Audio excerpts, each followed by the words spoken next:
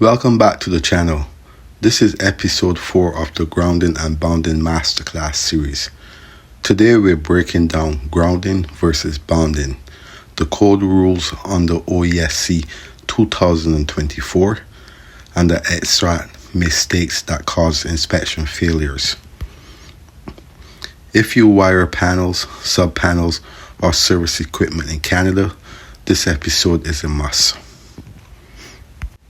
First, let's clear this up because a lot of people mix these up. Grounding connects the electrical system to the earth. Its job is to stabilize voltage, reduce lightning and surge impact, provide a reference point to ground. Bounding connects metal parts together so they are at the same electrical potential. Bounding is what actually clears faults and trip breakers. They are not the same, and the code treats them differently. OESC reference Rule 10-200/10-204, purpose of grounding and bounding. This is a big misconception. The grounding electrode conductor, the GEC, does not trip breakers. It is not a fault clearing path. The breaker trips through the equipment bounding conductor, not the ground rod. The GEC role is voltage stabilization, surge dissipation. Surge dissipation, earth reference, that's it. OESC reference Rule 10-106, 10-210.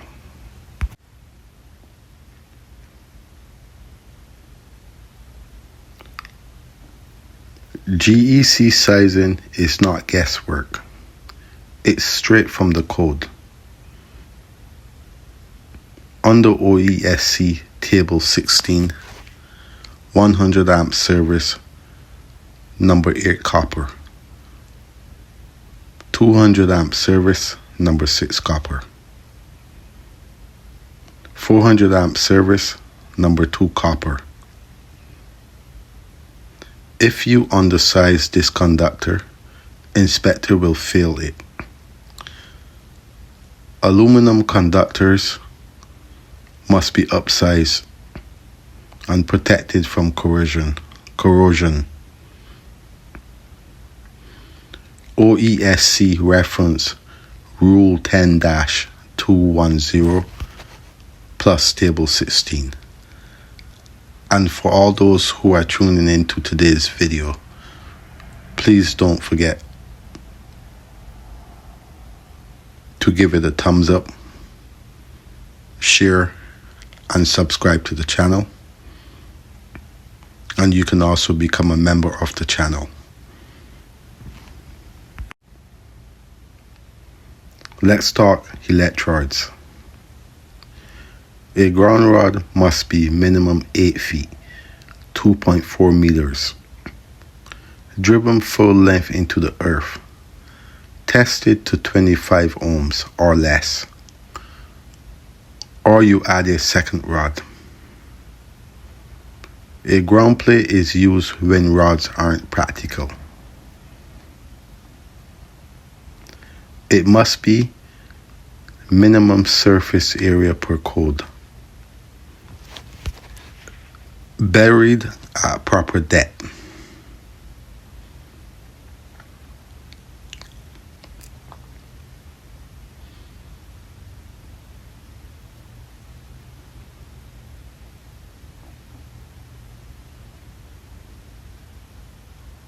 Direct earth contact.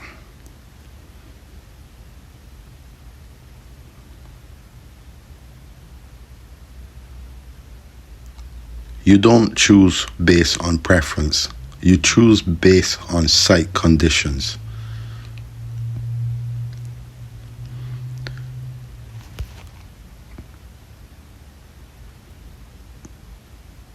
OESC reference Rule 10-700/10-702.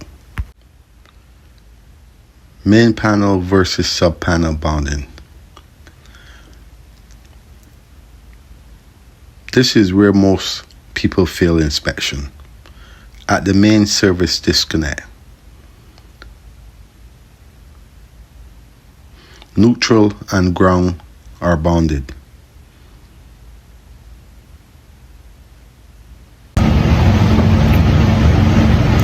Welcome back to the channel. This is episode 4 of the Grounding and Bonding Masterclass series. Today we're covering grounding and bonding under OESC 2024, the rules electrician gets wrong most often, and the exact reasons inspection fails. By the end of this video, you will understand grounding versus bonding. They are not the same. GEC sizing, ground rod versus ground plates, sub-panels neutral isolation, grounding versus bonding. Let's clear this up right away. Grounding connects the electrical system to the earth. Its purpose is voltage stabilization and lightning dissipation. That's it.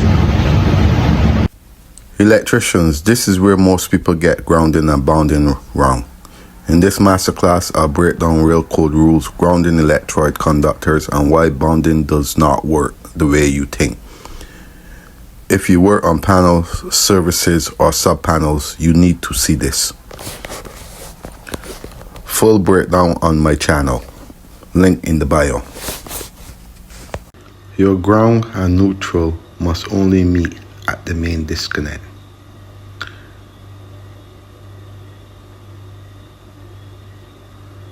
Remove the bonding screw. Add a bonding jumper to the metal case. Many might ask, what is the purpose of bonding? Bonding connects all metal parts together, so they are at the same electrical potential. Bonding is not what clears faults and trips breakers. If you mix these up, inspectors will catch it immediately. Under OESC reference Rule 10-200 and also 10-206. Section 2. Why the GEC does not trip breakers. The grounding electrode conductor is not a fault clearing conductor. The GEC stabilizes your system voltage. It also reduces your lightning energy. It also provides an earth reference. Fault current flows on the equipment. Bonding conductors, not the GEC. This is one of the most misunderstood concepts in the trade. And you can also refer to OESC reference 10-106.